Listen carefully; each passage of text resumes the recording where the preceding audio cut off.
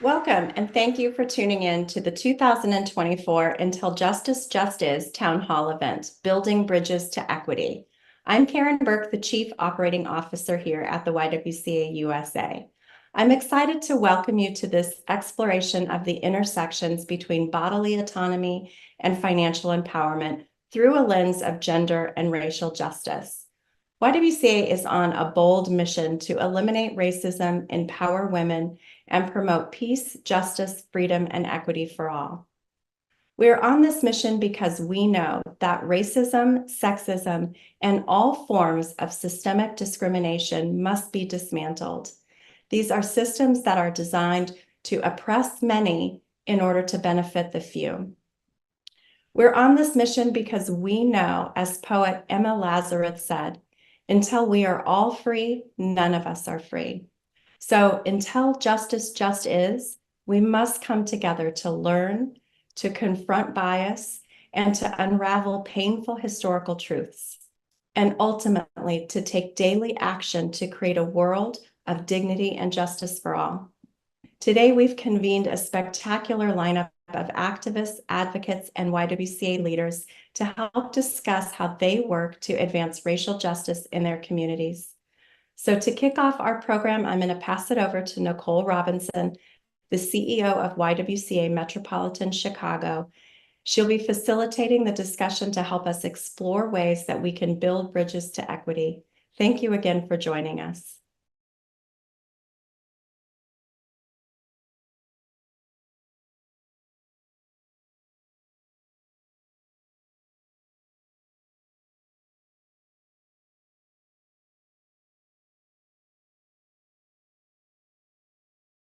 Welcome, everyone. My name is Nicole Robinson, and I'm CEO of the YWCA of Metro Chicago. And I am excited to welcome you to Until Justice Just Is, Bridges to Equity. We're going to talk about racial equity, economic justice, reproductive justice. And trust me when I say we have a power pack conversation. I want to, without further ado, introduce our rock star panelists. And I'm kind of fangirling right now, so I'm going to try to keep my composure. But we have none other on our panel than Adrienne Marie Brown, healer, doula, activist, author of Emergent Strategies, as well as other publications. We're also joined by Ariba Hayter, data maven, policy maven, at both the local and national level, helping us understand data and its implications on race and justice every day. And we also have two of my YWCA sisters, executive directors in other regions who are doing this work every day around our mission to eliminate racism and empower women. Francesca Rattray, CEO of the YWCA of San Antonio, as well as Joyce Livingston, Executive Director of the Black Hawk County YWCA, located in Waterloo, Iowa. So I'm just excited to have all of you on this panel with us today. I'm ready to dig into the conversation. What about you? Everybody nodding? Let's go. Let's start with reproductive justice and actually the subject of bodily autonomy. And I feel like our bodies have been hotly contested since the dawn of time, when you think about it. And it's been very racialized in the United States. And the YWCA has been at the center of this work for quite some time. And in fact, I'm sitting in Chicago, and Chicago is where a woman named Toni Bond was an employee of the YWCA, and she was one of the leaders in the Black reproductive justice movement. But we need to demystify that for people. What do we mean by bodily autonomy, and how do we even define it? And Joyce, I want to start with you. Yeah, so for me, and really what we try to push in our organization is that, bodily autonomy it's very personal, right? And what it is it's my body, and my body is for me. It's not for others to make decisions on. It's not up for debate. um, and even young women, we are extremely educated on ourselves, on our bodies, and then we get to a level where it's like, oh, you don't know what's best for your body. Um, you know, men do, and that is something that we definitely try to um, omit, especially living in Iowa. Um, Iowa has been a struggle, and we're constantly at a place where we're just trying to fight for, especially reproductive rights, is a huge one. We have those rights from individuals in Iowa are trying to be stripped away in whichever clever, persuasive way folks think about doing it. A lot of times, and when you think about like racial disparities when it comes with it, a lot of times it's like so deeper than what we even think and that we could even imagine, because there's so many marginalized communities and folks who maybe they can't go to city council, maybe they can't go to the Capitol, maybe they can't or don't even have the time to read the bills that are constantly getting passed that are against us. And the text, when you are trying to read the books, it's like trying to read like the very first version of the Bible almost. Who art thou? It's very confusing language unless you are placed in a position where that is your overall profession. um and also too, bodily autonomy to us is just like being able to show up every day and be ourselves. Like today, I was thinking, oh my gosh, I have the speaking rights. What am I going to do with my hair? Nothing. There was nothing that I needed to do with my hair. It looks There's nothing good, I wrong with must my say. hair. It looks Thank you. fabulous. Thank you. But when we're in certain spaces and places, that's not always the case. And so I know sometimes we have to go into certain spaces, especially here in the Midwest, because other folks think that they can tell us what's acceptable. And that's acceptable with what we wear, the way we talk, our bodies, even, the society. And once society gets a hold of it and the stigmas and the labels and or this is what it looks like to be healthy, or this is normal for Black women because they have a history of uh, being big or have a history of So I love so much about what you're saying, Joyce, and I hear like trust. We're not being yes, trusted. I hear we're being denied the ability to use our voice. And you mentioned being in Iowa, and that has me also thinking about our panelists who are in Texas, which I yes, think was a place that has become kind of like ground zero for denying people reproductive justice, access to health care. People, it's a scary, I'm scared, yeah. actually. So I want to hear from Francesca and Adrian about what is that like? Build on what you've heard Joyce say here.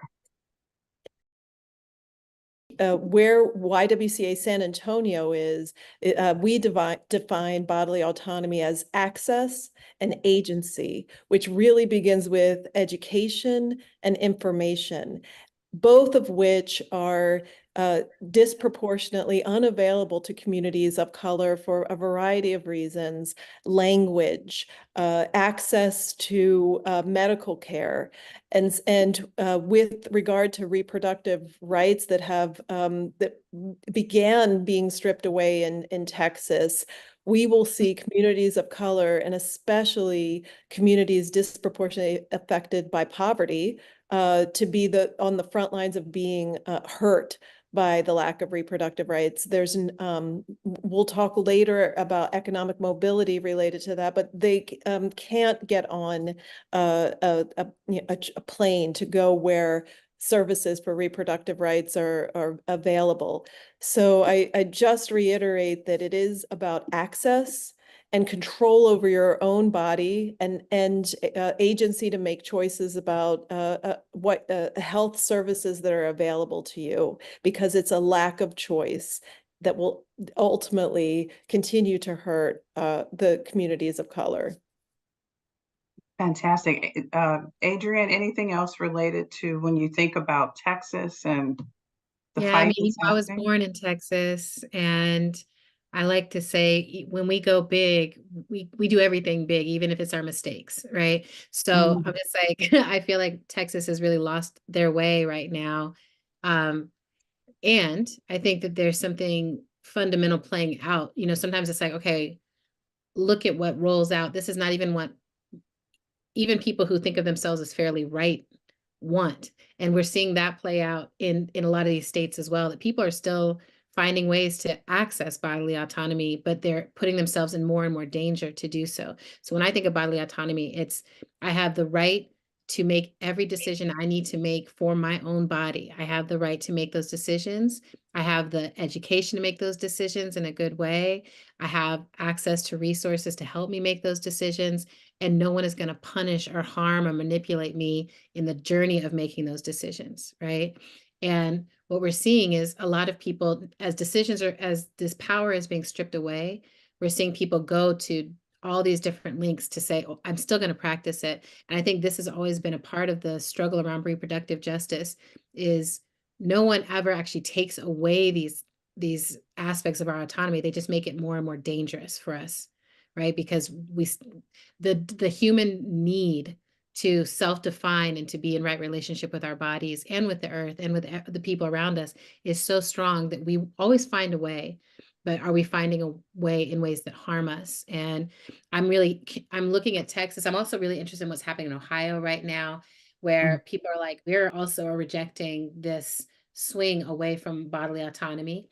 And I do think it's one of these places where talking to young people, I think it's a generational thing, right? You have to brainwash people into this way of seeing things, that someone else should have decision-making power over certain bodies, because kids get it. Children understand this. Like, it's one of the first things we understand is like, no, I do not eat that broccoli. Like, whatever it is, like, we just know. And so a lot of what I also think is the work of bodily autonomy is reclaiming our all of our birthright to have that agency over our bodies. And depending on what our lineages are, our genders are, our sexualities are, our abilities are, depending on all these aspects of identity, we have been taught or socialized away from that.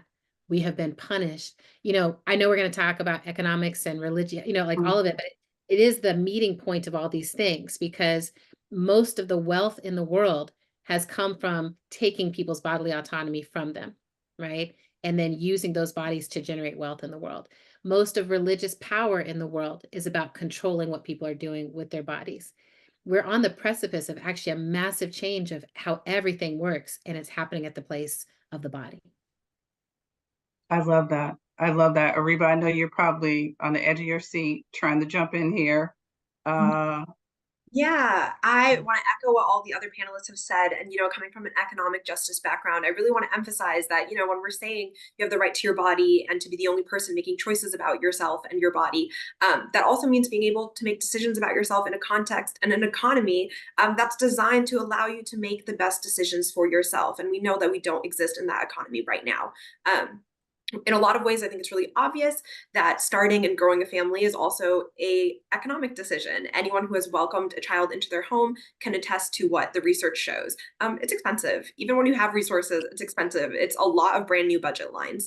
And when that choice to welcome a child is denied, when we have abortion bans, when we have difficulty accessing reproductive justice and reproductive health care, the negative economic consequences and impacts on a person also compound. And so studies have found that people who were denied an abortion were significantly more likely to fall into poverty, had an increased amount of debt, and found it hard to eventually secure a full-time job compared to people who were able to get the abortion that they wanted and needed. There are also, of course, wild costs of healthcare during pregnancy to consider, as well as the cost of trying to procure an abortion in the first place, right? Even if you know that you want it and you're in a state that allows it, or you're able to get to a place that allows it, you have to find the funds. And, abortion funds can only do so much when we have a federal problem. If you have insurance, being pregnant is still really expensive, and all of that is before you've even given birth to a child. And an added layer here is that a lot of the states that have imposed or are likely to impose extreme abortion bans, which we know are kind of concentrated in the South and Midwest and have a lot of other policy issues, are also the ones that have the lowest minimum wages, are the least likely to have expanded Medicaid. They lack fair pay and work schedules. And our research also finds that none of the states with abortion bans, or that are likely abortion ban states, offer workers paid leave. So we just do not have an economy that exists that allows people to make the best decisions for themselves and their bodies. And then we also exist in a place where now we have a Supreme Court, and we have, right-wing conservative folks trying to create an environment of forced births and trying to make reproductive justice and reproductive health care impossible to get. And so, these two things combined, they're completely and totally linked and have consequences on each other. I think it's a really important piece of the conversation. Right. There is this through thread of money, economic, who holds and keeps and retains power. This is about racial equity and racial justice, about shifting power. So I want to make sure we say that. And we're going to go into more detail about the economic impact.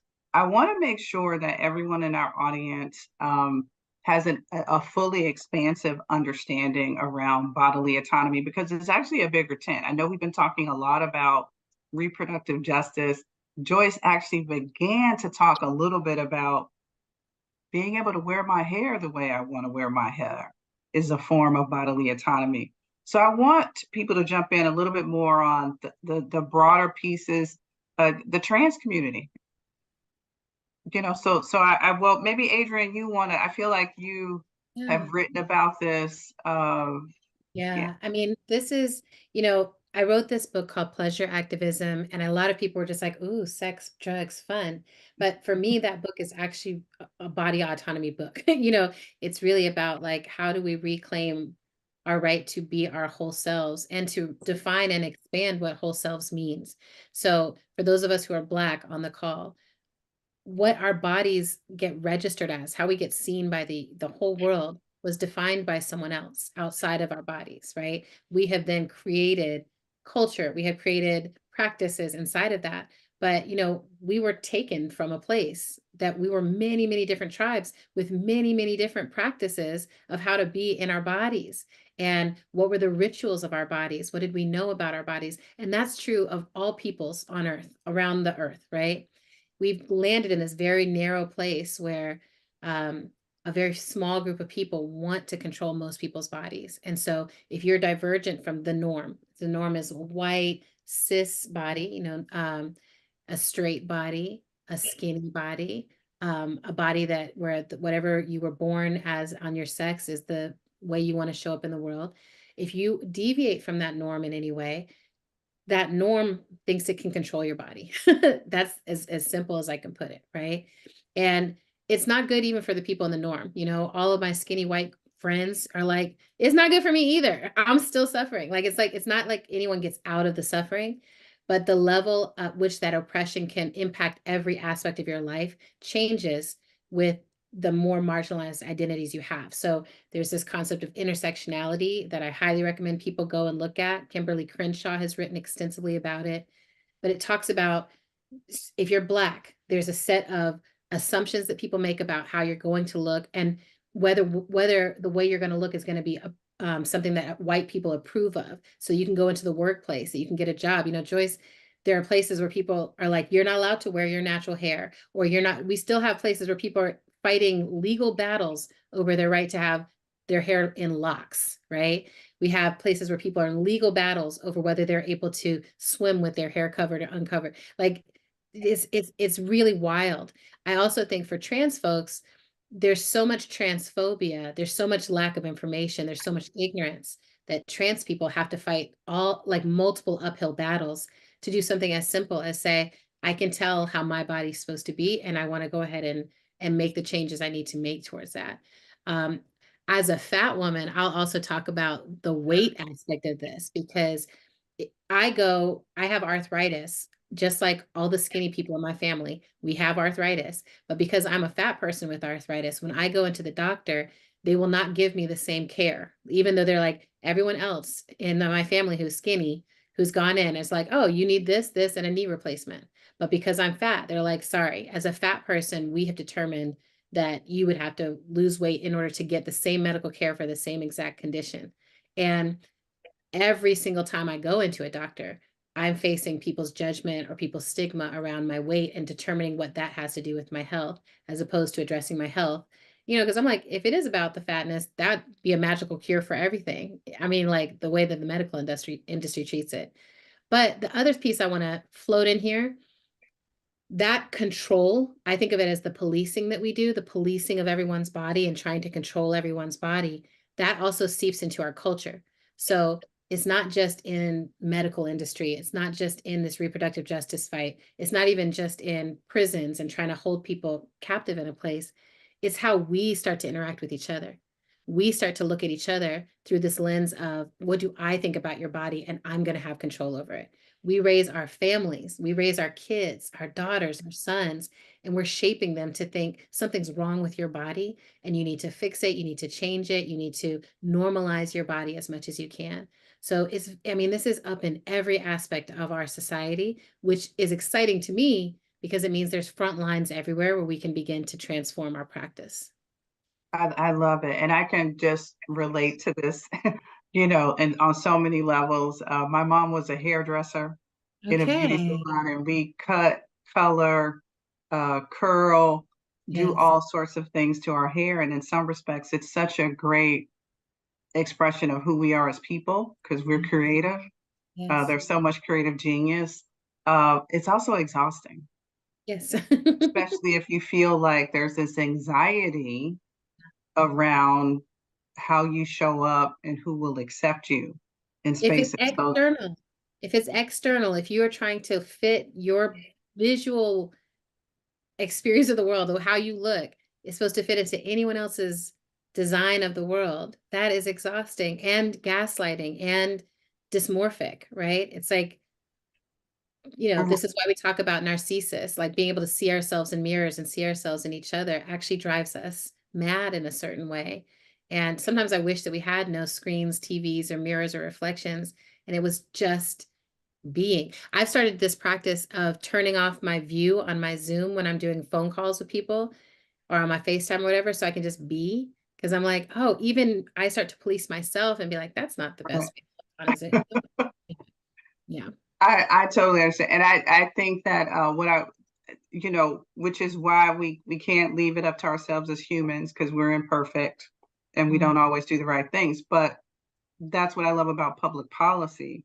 And Ariba, I know you've done a lot of work on like when women and people of color are in elected offices, spaces where we can actually inform policies that provide some guardrails to sort of, you know, to stand in the gap of our actual humanity, where we just sometimes don't get it right. So Ariba, talk a little bit about why that's important. I know you've done a lot of research in this area. Yeah, I'd love to talk about that. So our research is kind of focused, or at least the most recent research that we've done is focused on looking at the diversity of state legislatures and thinking about abortion access in those states. And so some of the things we found are that of the 26 states where women make up less than a third of the state legislature, so that's more than half of the states per country, only 15% of those states have policies that are supportive of abortion access. And states where women of color overall make up 10% or less of the legislature, those states are 2.5 times more likely to have restrictive abortion policies than other states. And so we know there's this connection. I don't think that's necessarily a shock to think that, of course, states that don't care to represent their constituents go out of their way to ensure that their constituents are not represented, would also in turn then pass policies that go against the wishes of their constituents and the best interests of their constituents, right? Like I think in a lot of ways that's kind of intuitive. And what our research tries to do is put some numbers to that. But the other thing that's really important about this is kind of being a rebuttal of Justice Alito in the Dobbs decision, when he essentially said, well, women have electoral and political power. If they just vote, they can get abortions back if they want them so bad, just like go ahead and vote. And that's ridiculous on so many levels. But we really wanted to highlight that research has found that there is a connection between having representation in your state legislature and seeing the things that you care about and care about past. And there is research that shows that women in state legislatures are more likely to focus on and prioritize policies like family-friendly policies, reproductive health care, reproductive justice.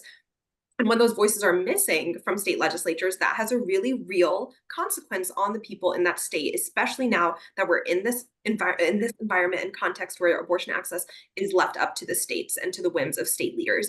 But we also really want to emphasize that, right? Like having a perfectly diverse state legislature is not going to guarantee abortion access across the country. What we really need is a federal guarantee. We cannot be having people's bodily autonomy up to a vote in every single state, in every single election. That is not a sustainable solution. But we do know that there is a connection between diverse state legislatures and better policies. And we really want to make sure that we emphasize that is just one step and a really important, vital first step to ensuring that everyone in this country has access to what they need. That's fantastic. And I agree with everything that you said. And I want more women to run for office. We got to build the pipeline. We have to coalesce around these issues, and we have to go out and vote. So you're right on so many levels. Now, the audience might feel like, okay, this is a lot. Hopefully we know a little bit more about bodily autonomy and what that means. We know how expansive it is. The intersection of race and bodily autonomy, and how the most marginalized people experience what Adrienne called harm, right? That's what's at risk. We're thinking about all of those people.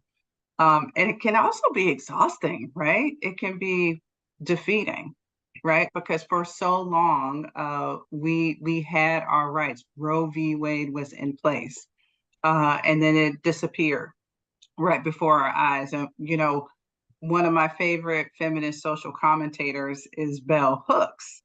And, Bell Hooks says that true resistance happens when people confront pain and they want to do something about it. They want to change.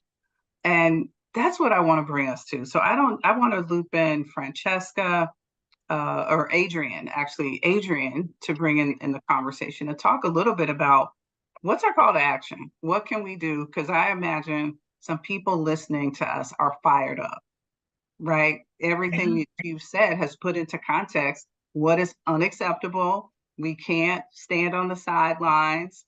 We stand on the shoulders of women before us who did the work and thought it was done.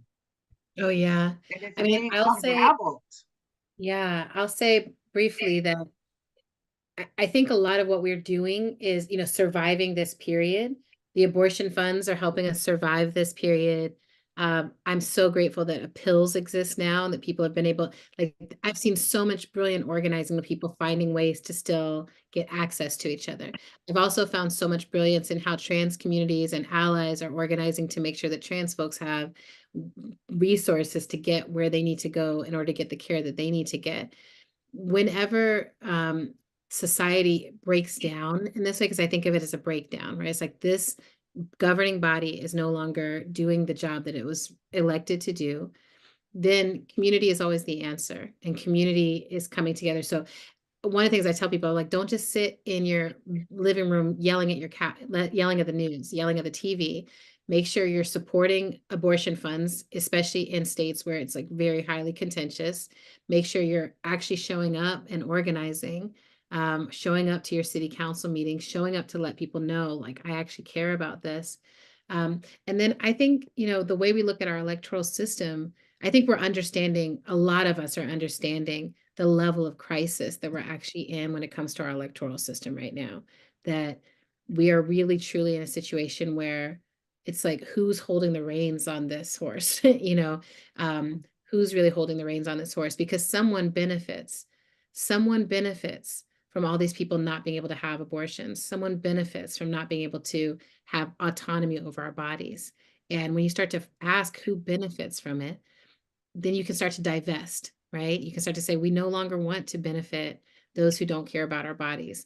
We no longer want to have children that don't have supportive families, that don't have, because they don't have the resources that they need. We want to stop the cycle that leads to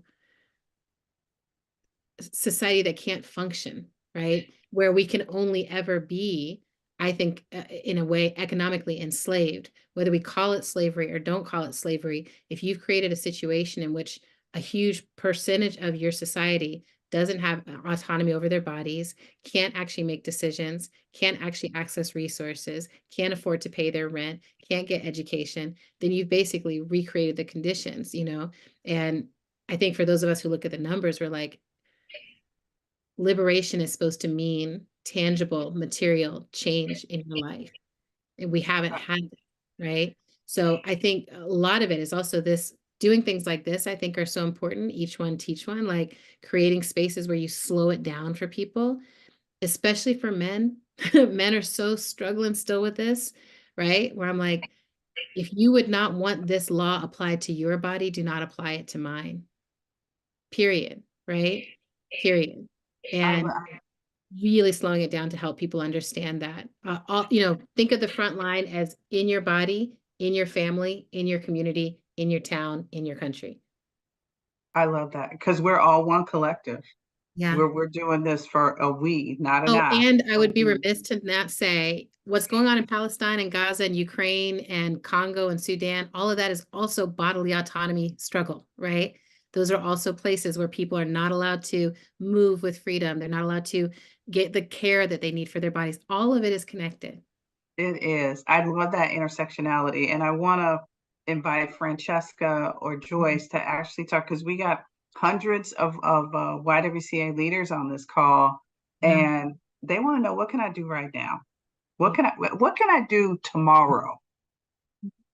Yeah, I think that education is a big piece. Sometimes I'm in rooms where we bring up intersectionality and folks are referring, and it could be because I live in the Midwest, but my thing is race has to stay on the table. If we want to talk about intersectionality, then race has to stay on the table. If race is taken off the table, it's not intersectionality, it's something else. And I feel like after the murder of George Floyd, we've seen a lot of folks who, allied together and said that, they were allies and that we were going to, you know, do these things together. And then we were kind of let down after the election period because the allyship had disappeared, and it showed that like in the numbers.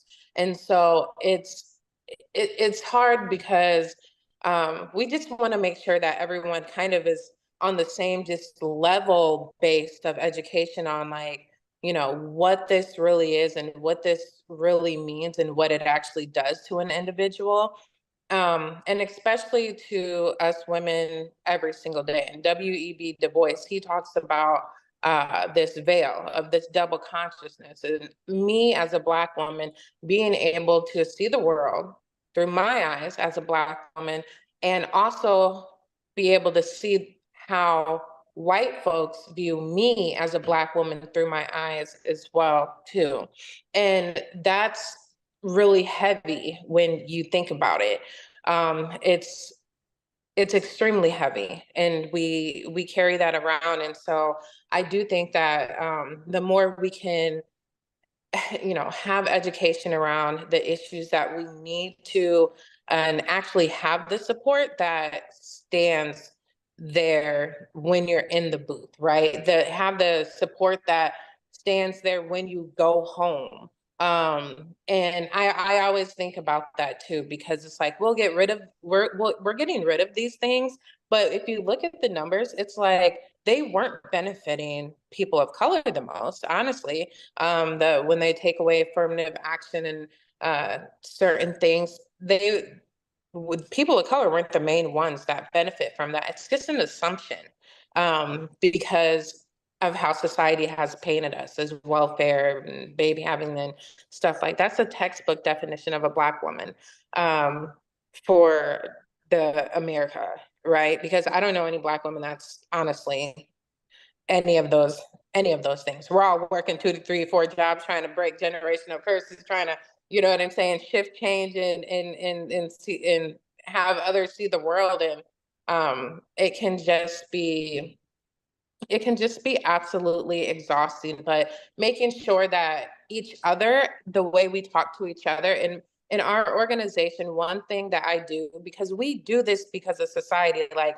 oh my God, my hair, oh my God, my this, that. Well, even in my work setting, I don't allow for that to happen. I don't allow for us, and it's only females. We have one male, but I don't allow for us to sit there and talk and have conversations about, oh my gosh, I didn't get my hair done. I didn't do this, because we work with youth, and when we talk about empowering women, we're talking about empowering each other, even in the workplace. So it's like, nope, if we sit here and we do this, it's going to trickle down to the classes that we're teaching. It's going to trickle down to the folks that we interact with, in our jobs. So I love really that, Joyce. You're like, we have to disrupt how we interact with each other right away.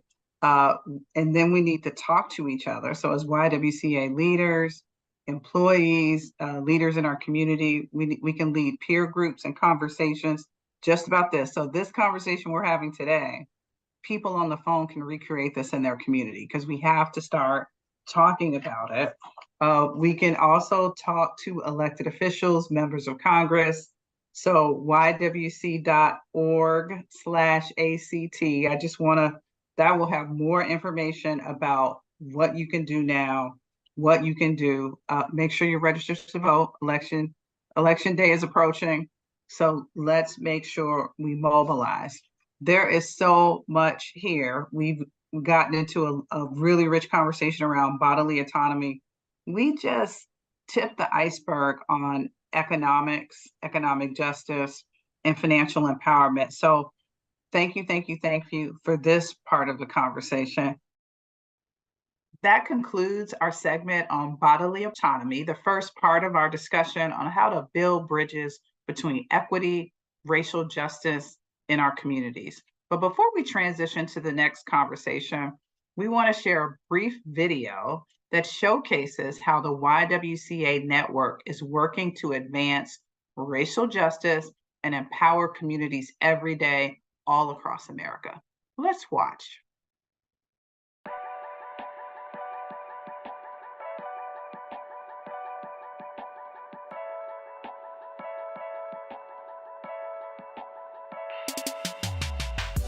My through line of my career has always been to be who I needed when I was younger. And I'm really lucky in this job that I do that I get to be that person. I get to be a person that I would have needed. I get to give information that I wish I had as a young person.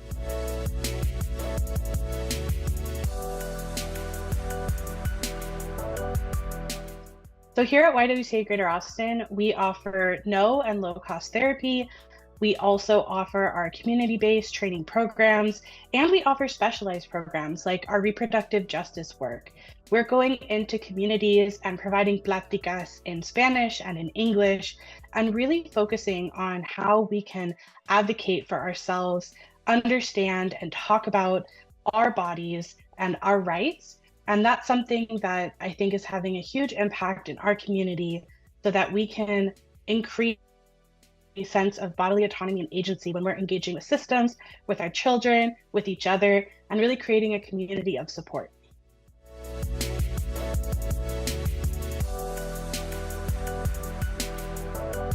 At YWCA Princeton, we are in the educational portion of our mission. We are working very hard to bring in experts and really share with the community that knowledge that we already know in hopes of increasing engagement. We have brought in college professors, our female town council members, we've shown documentaries. We are all about bringing expert opinions into the community. I love people engaging with our mission, but what's even better is to inform them on why the work we do is so important and how they can better help us to better serve the Princeton area.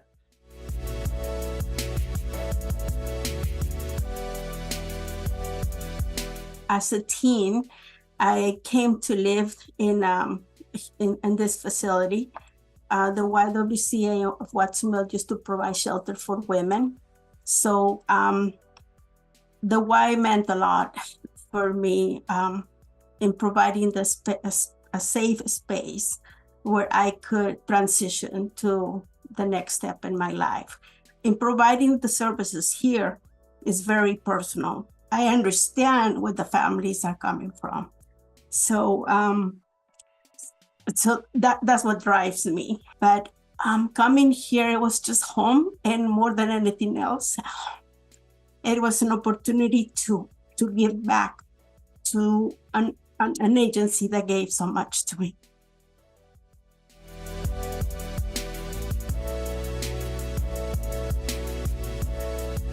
Part of the work that Ray and I do together is our prevention education program. We provide additional support to youth and young adults through an interactive and multi-session prevention curriculum that focuses on identity and stereotypes, privilege and oppression, media literacy, teen dating violence, healthy relationships, digital dating abuse, sex and consent. All of these things and all of these topics, we emphasize the importance of emotional and physical autonomy as it relates to power and control dynamics and how it actually contributes to healthy relationships. This curriculum is designed to empower young people of all gender identities and cultural backgrounds to identify root causes of violence, recognize warning signs of unhealthy relationships, and to really give them the framework to build healthy relationships for themselves. This curriculum is also designed to address violence prevention in all four modalities of individual, relationship, community, and societal change.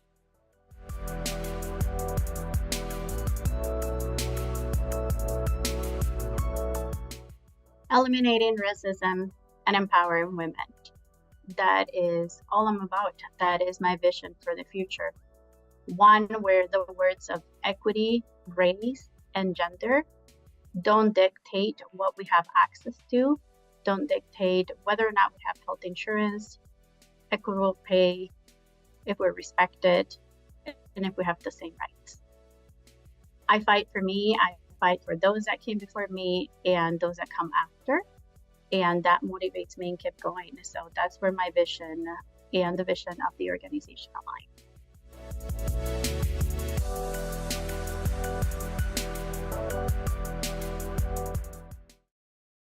I hope you enjoyed that brief but powerful video about the impactful work that YWCAs are doing across the country to support communities.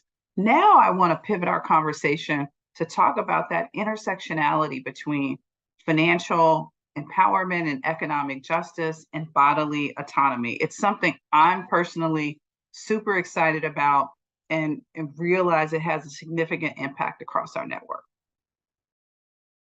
I think we want to pivot now and talk a little bit more about dig into where we are economically for women. We've made a lot of progress. I don't know if people know, but there's a woman named Claudia Golden who received the Nobel Prize in economics last year. I'm a data geek. I love economists. I love data mavens. I don't do it myself, but I do appreciate the data because the data is a truth teller. The data can be truth tellers. When looked at right, when we have a racial equity lens, it can tell us a whole lot of truths. And what Claudia Golden says is that, you know, we've made a lot of progress economically, but what we do know is there's still a huge pay gap. In fact, the National Partnership for Women and Families has said that over the course of a year, a woman in the United States makes $11,450 less than men, and that adds up to a collective, get ready, $1.6 trillion. So we're losing money every day as women. And we know that when women are managing the money, what do? We invest it in family, we invest it in community. So imagine what we could do with that extra $1.6 trillion. So that pay gap is real. So I want to sort of understand a little bit how that pay gap plays out for women of color, specifically Black and Latino women. And Ariba, I know this is your jam, talking about this, discussing this.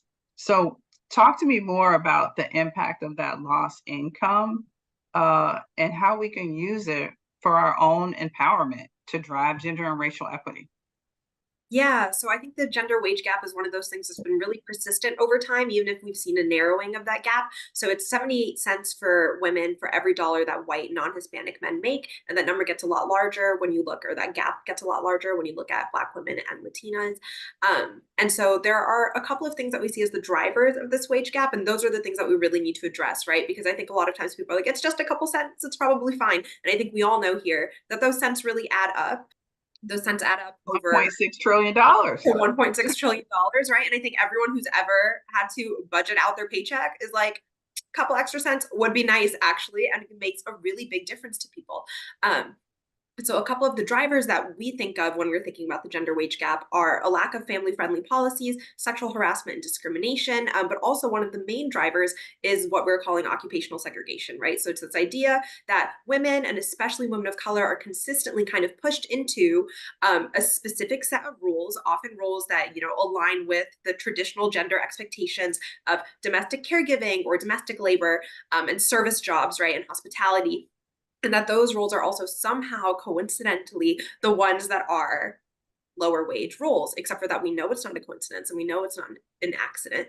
We know that that's actually the result of our history of sexism and racism and ableism, all of those things combining. We know that Black women, for example, have always been exploited in this country. Their labor has always been exploited. There's this kind of narrative, right? Like, oh, women start coming into the workforce in the 70s. And that is just not true for women of color.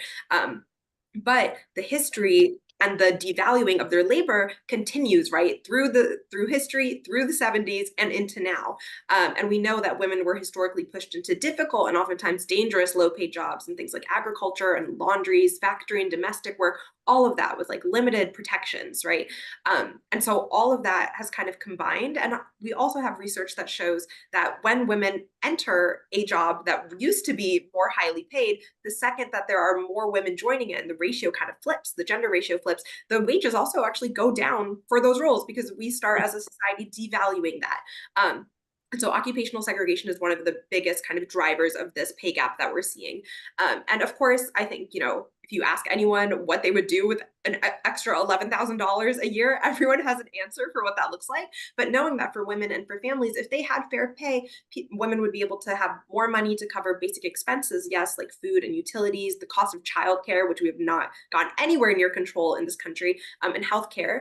Women also have a disproportionate, especially Black women, have quite a lot of student loan debt, right? A little bit of extra money can help you pay off debt that you really should not be in the first place, right? Being able to prove to loan companies that you can take on a mortgage and that you should be able to buy and own a home and that you can make monthly payments, right? Being able to prove that you can pay a rent, all of those things add up and I think have really severe day-to-day consequences for people. And then of course, as I'm sure other folks on this panel can attest to, this also has really serious ramifications for your ability to retire, your ability to make other choices, whether you should be employed or not, right? Like not having paid leave and making less money just means that the choices that are available to you are less.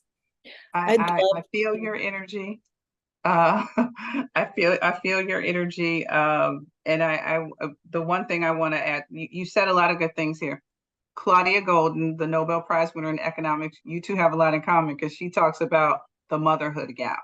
And this is across social low wage work, and as well as in corporations and institutions where women get penalized for being mothers and therefore wind up making less money. So I love that. I do want to bring Francesca into the conversation, but I also, Francesca, you are a seasoned, experienced YWCA leader. You understand this mission of eliminating racism and empowering women so well. And you know that we are one of the largest providers of domestic and sexual violence services in the United States. We are a leader in this work. And we think a lot about the intersectionality between abuse and assault and that impact that it has on a woman economically. So can you talk a little bit about what that means, thinking about women, thinking about the trans community, like just the broader umbrella on which we think about that? Yes, I'd like to go back a little and talk about how we must intersect racial justice and gender justice, and how that's absolutely an economic and political power issue. Just being a woman is an act of resistance, and that we can often go into rooms and say, our mission is to eliminate racism. We see heads nodding.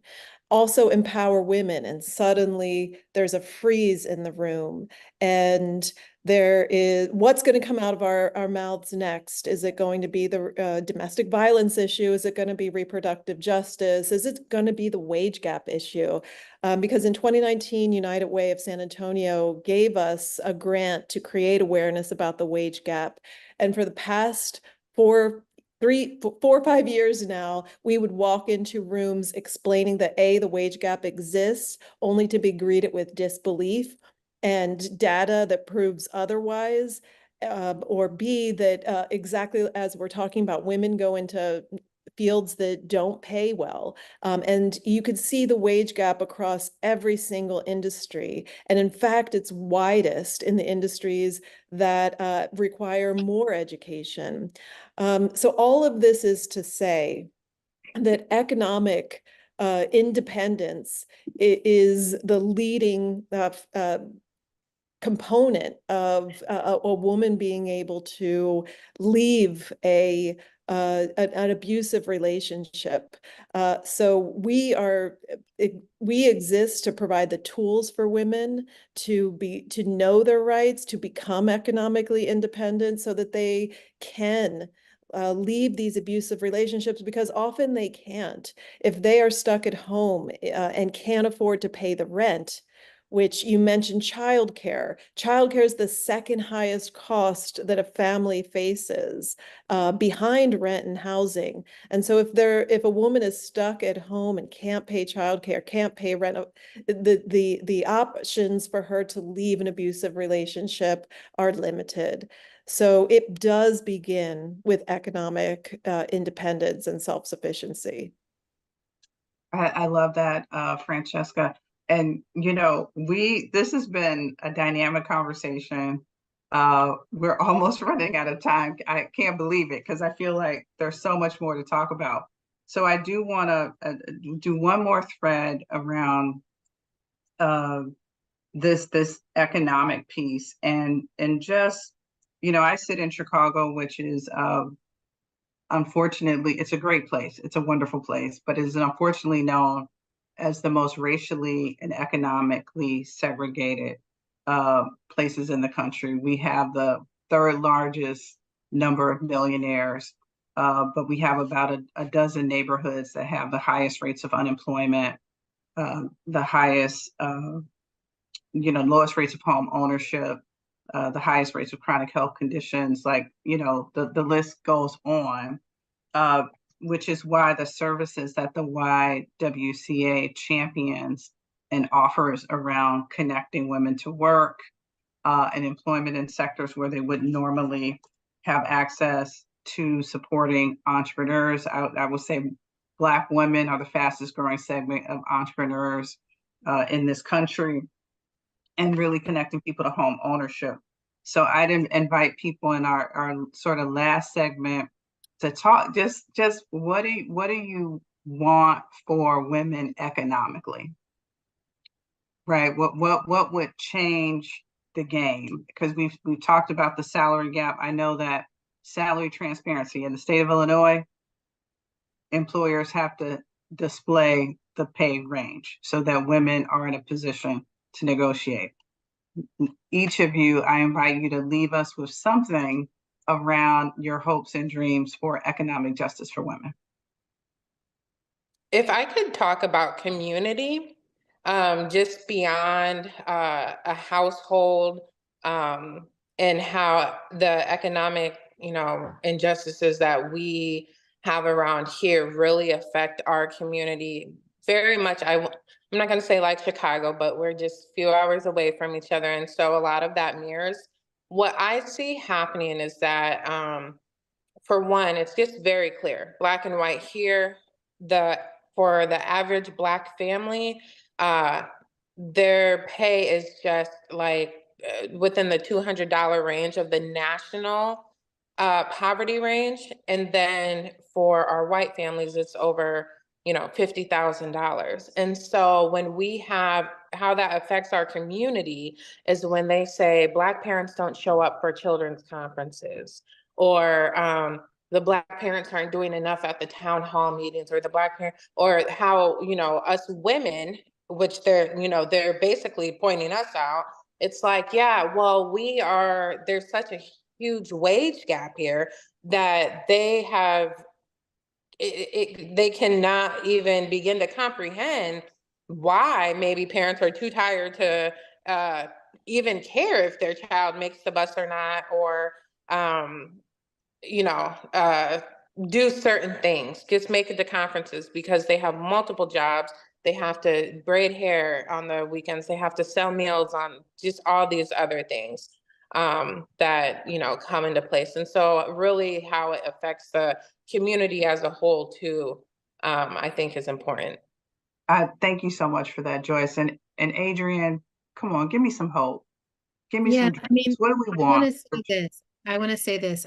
My dream, my big, big dream is that we actually deconstruct all these identity constructs that have been created to keep us separated and to keep some of us out of power. So when I think of like, what is my dream for women economic, my dream is that being a woman doesn't do anything economically for you, right? It doesn't stop you from getting anything. That being a trans person doesn't stop you from getting anything, that being a Black person doesn't stop you from getting anything, that being disabled doesn't stop you from getting anything, that we recognize the fundamental equality of all human beings, and that I want to go the other route. I want to create a universal basic income. I want to create universal health care, universal child care, universal parental leave, universal access to all your bodily autonomy needs. Like, to me, I want to look at us as all of our bodies are precious and everyone needs to have their basic needs covered. And that's not something that's based on your merit or the class you were born into or the nation that you were born into, that everyone actually is like, we understand that all humans need this. And then from there, everyone just gets to write or go swim or sit in a hot tub or be a lawyer or be a banker or whatever is actually the most passionate creative thing for them. I think if all those basic needs were covered, we would have so much more art, we would have so much more innovation, we would be in outer space with the aliens. It would be a really fun time. I just keep telling people, like, our lives could be so good. It doesn't have to be this king of the hill, crapshoot all the time. Our lives could be so good. And I think we just keep telling our babies that there's nothing about you that makes you better or worse than anybody. This is your world. The next generation will come and they'll handle it. We always, we keep it going. I feel that so deep in my heart and soul, Adrienne. I Yeah. love your dream space. We could all manifest our wildest dreams if we had our basic needs. Chicago is a basic income city. So we've seen it. So thank you so much. In any of our other, Francesca, Ariba, you want to leave us with a dream? Yeah. First, really quickly, I mean, I think, obviously we have an infinite wish list of all the things that we want for each other. Absolutely. I think the dream is that all of our basic needs are met. I think that we want somewhere where if you're working, you have what you need. And if you're not working, you also have what you need. I think that is the ultimate goal. I think that we have a couple of intermediate things that the partnership would like to pull off and before we reach that moment. So, we're really focused on equal pay. We're really focused on passing paid family and medical leave. We're really focused on working on sexual harassment and discrimination, and we're really focused on reproductive justice and abortion access. And so that's really what we're reaching for now while we keep our dreams big. Love it. I will ditto the universal basic income. I think we would see an increase in productivity and an increase in overall happiness and less reliance on the system overall. I believe that the work that women do is valued as equally as the work that men do, so that we don't have to talk about occupational segregation, that if a woman goes into a caregiving business, she will be paid appropriately for the equal amount of just stress and burden that she bears as a caregiver. And related to that, universal childcare. Because we see the benefits later on in life that when children have access to high quality pre-K, violence goes down, behavior improves, they're ready to start school. And parents, not only women, but predominantly women, will be able to participate in the workforce. And so I see hope because I'm an eternal optimist that perhaps we'll be moving in that direction. We have a pre-K for SA in San Antonio, so hopefully that catches on. And we support we are advocates for the mission to eliminate racism and empower women, and we'll keep pushing for that. Excellent. Yes, for me, I'm still very new in my position. I have not been at my organization for 1 year yet, but from what I have walked into, I'm glad to be in this work. I'm glad to be echoing and continuing on from my predecessors. But one thing that I'm really excited about for our community and for the YWCAs all over is really being able to walk our talk. And so if we're talking about empowering women, we're going to empower women. If we're talking about eliminating racism, we're going to eliminate racism. If we're talking about freedom and justice and liberty for everyone, what does that look like? Not just what does that look like in our own communities, and then even branching out. I think one of the individuals, and sorry because I'm blanking on names, but when she described like from self to where you're at, your workspace or your school space, your community, state, federal, that reminds me of like a framework of Bronfenbrenner's, right? And how it all matters, like starting from the individual and how all these things are can factor in on that individual, the success of that person. And so I'm just excited to be able to do the work to encourage others and to really open up opportunities for education along the way. And then I'm really hoping that this is a busy job, right? But I'm really hoping that we have some more room for researching, because it seems like a lot of the folks that are making the decisions for us, they're really data driven, quantitative data specific, because qualitative data, when we think about it, it ties back into race, and so it's seen as less credible. And so hopefully we can tell our stories, share our truth, and continue to power each other, but also to really focus on what it means to eliminate racism and how we are going to work that in through everything else that we're doing. I love that, Joyce. And I'm so glad that you're a part of the YWCA. Congratulations again on your new role. We need you. And I would just conclude by saying, we've heard it. This has been a fantastic conversation. We need to remain mission focused. And if we reclaim our bodies, we use our voice in a data informed way, and we thrive economically, we can manifest our wildest dreams. So with that, I want to thank everyone for joining Bridges to Equity Until Justice Just Is panel series. This has been fantastic. Thank you so much, panelists. You've been terrific.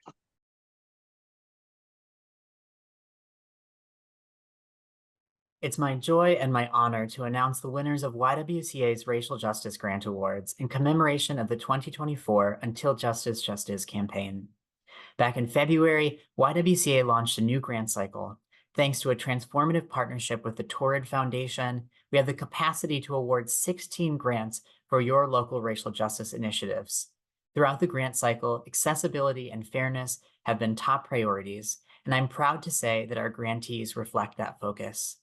38% of recipients are new grantees, receiving their first pass-through grants from YWCA USA. A quarter are rural local associations, and nearly 60% of recipients are small local associations with an annual budget of under $1.5 million. These grant award winners exemplify our equity priorities for grant funding. This afternoon, we have the time and space to feature just a few of these amazing local associations and their projects, but know that all our racial justice grantees are doing work that deserves to be featured on a national stage. And now, without further ado, I'm thrilled to announce the winners of the 2024 Racial Justice Grant Awards. Grant recipients in some of our rural communities are YWCA Mankato, boosting civic participation through events and workshops that communicate the connection between advocacy and voter engagement and the goal of advancing racial and social justice. YWCA Kankakee is creating racial healing ambassadors to promote greater equity in their rural community. Through dialogues and trainings, ambassadors will learn a shared language to engage neighbors for courageous conversations. YWCA Northeast Tennessee and Southwest Virginia will leverage their renowned Early Childhood Education Center to educate children, educators, organizational leaders, and parents, all to address bias and increase inclusion so that all children and families can thrive. In rural West Virginia, YWCA Wheeling will engage 10,000 participants in racial justice education on a massive scale through presentations and virtual connections, reaching individuals over their 6-county impact area. Other projects are planned to advance incredible work around the issues we are learning about every day in the Racial Justice Challenge. As YWCA Central Maine continues the work for racial justice, mere months after the horrific mass shooting that shook their community, their association will use funds to expand their equity and belonging dialogues with a focus on unpacking the topic of gun violence and creating space for the community to heal. YWCA San Antonio will produce and distribute a series of telenovelas to educate the community about the value of early childhood education and our caregivers. The series will focus on the need for subsidized childcare, benefiting families, caregivers, and employers with a long-term goal to remove barriers for all women to thrive in the workforce. YWCA Mount Desert Island and other grantees are addressing bias in healthcare. They will conduct a campaign addressing their predominantly white medical workforce to promote fair and better care to people of color, including seasonal workers in their rural environment. In this round of funding, YWCA USA is also supporting education about reproductive health, challenges, and our rights to reproductive health. The remaining grantees from every area of project focus and every kind of community are YWCA Bellingham, YWCA Columbus, YWCA Great Lakes Bay Region, YWCA Greater Capital Region, YWCA Jamestown, YWCA Malden, YWCA Rock County, YWCA San Gabriel Valley, and YWCA West Central Michigan. I want to express my deepest gratitude to the nearly 70 local associations who responded to our call for proposals. Every single application that we received was a testament to your dedication and passion. A grant review committee consisting of YWCA USA leaders from various departments, bringing diverse expertise, carefully reviewed each application with appreciation for the hard work and thoughtfulness that went into crafting your proposals. Before I conclude, I want to extend a heartfelt thank you to our partner, the Torrid Foundation. YWCA USA is incredibly grateful to be the Torrid Foundation's 2024 Partner of the Year. Thanks to the transformative generosity and the meaningful collaboration of the Torrid Foundation, we're in a stronger position to make a tangible difference in the lives of women, girls, and people of color across the country. In closing, I want to congratulate all the grant recipients on their well-deserved awards. Your projects represent the very essence of our mission to create a more just and more equitable society for all. Thank you for your dedication, your passion, and your unwavering commitment to building a better future.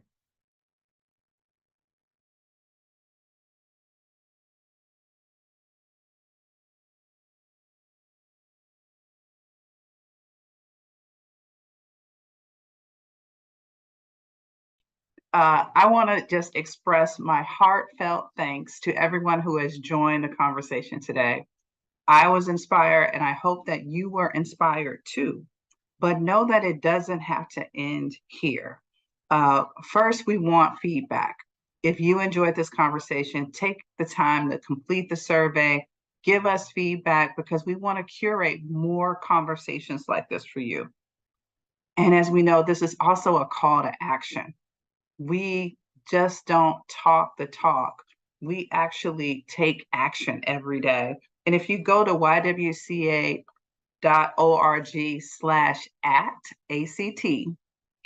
you can learn about more ways to get involved in your local community and how to drive conversation and drive action that's going to drive the change that's needed to fulfill our mission of eliminating racism and empowering women.